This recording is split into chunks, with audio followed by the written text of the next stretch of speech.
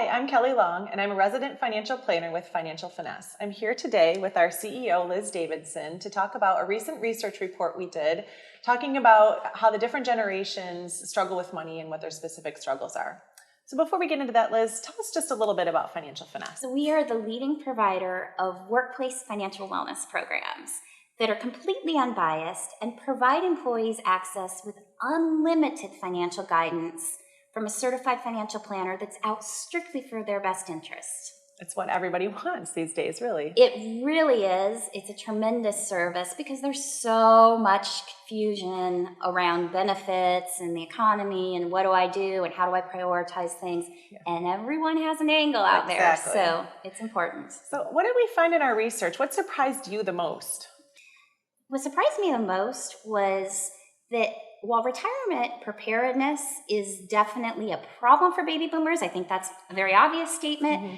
There's a much bigger crisis looming on the horizon. Really? What's that? Yes, a healthcare crisis. Oh, in what way?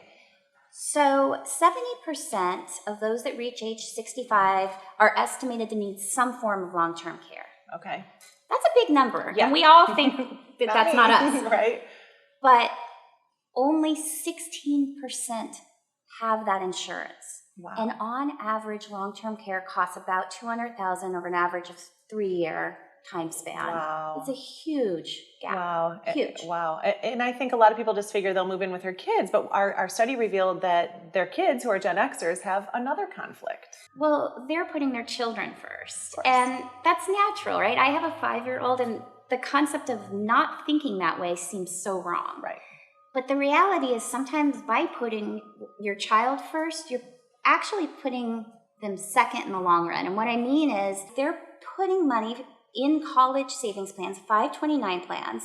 So 23% are investing in a 529 plan for their children, but only 17% are on track for retirement. No scholarships for retirement, student loans for retirement. You can't work through retirement in retirement. Right. So it's a big problem, and it's going to hurt their children in the long run. It's an expensive trade-off. And also them. I mean, when their parents move in with them, there's no scholarships for that either. So. It's a very difficult challenge. And then, of course, we all know millennials struggle with student loan debt. But what are the numbers there, and kind of what effect do you see from the research on that?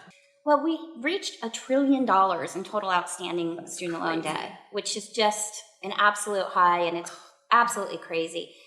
What we found, though, is a bit more nuanced in terms of how that debt is impacting millennials, and it's causing them to be very short-term focused. So they're actually doing a relatively good job kind of making it through the day, so to speak, and making ends meet, but they're not thinking in the future. And their retirement plan participation is the lowest of all generations, despite the fact that they are automatically enrolled, those that were in the study. Wow. So we're just not doing a good enough job of communicating what it means to be saving for the future. It's not just about some distant day of retirement. It's also freedom money, and so we need to work on that. It's the ability to live life on your own terms, and I think when you reframe it that way, it changes the conversation. Wow.